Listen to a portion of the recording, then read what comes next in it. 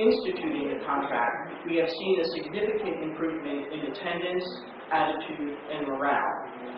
Currently, we are in week 14 of our 15-week semester that began in January, and 148 of our 346 students in that track have attended 90% or more of their classes. 16 of those students still have perfect attendance.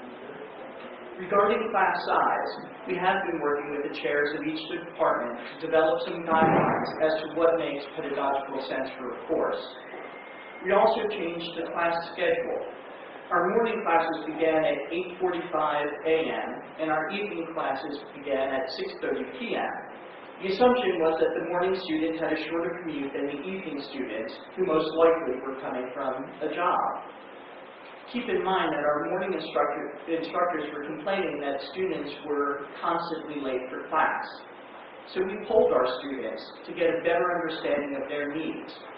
What we found out is that our morning students had a longer commute, and many of them had to drop off their children at school, while our evening students had a shorter commute since many of them worked in Manhattan, and they disliked getting home so late. We changed the morning start to 9 a.m. and the evening start to 6 p.m.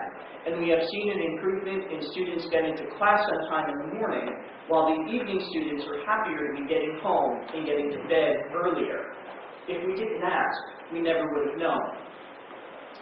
We have shifted from faculty advising to hiring professional, full-time advisors.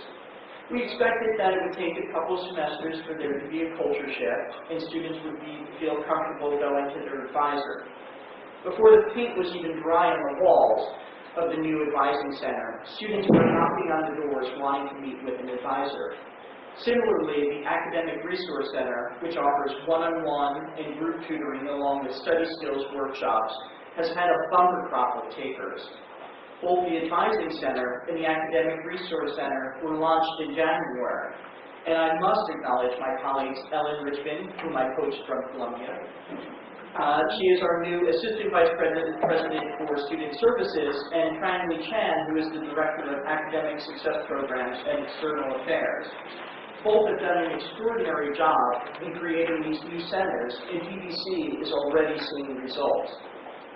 Trang has also been instrumental in working with our current Director of Career Placement, Judith Rodriguez, who somehow still manages to get blood from a stone and get jobs for our students, in setting up a program this May where young professionals from NBC, BBC, and IBM will be hosting PDC students at 30 Rock Center for mock interviews, followed by a lunch where they can work on polishing their soft skills. One of the great advantages of our students is that most of them are in fact bilingual, so it is a great advantage as they enter the job market. For several years I had the good fortune of living in Hawaii and the amazing opportunity to work on a documentary about Native Hawaiian artists. In the course of my research, I learned of the somewhat snarky comment about the missionaries who arrived in the 19th century. It said, they came to do good, and they did well. The missionaries went to the islands to save souls and convert the Hawaiians to Christianity, and they ended up being sugar moguls and running vast plantations that were worked by people who were brought in to the islands. They came to do good, and they did well. Do I honestly think we are heading down the path toward Geccoville? No. I think some of the problems that two-year colleges may face because of the increased enrollment might go under the heading of sins of omission. As educators, we like to believe that we are doing good.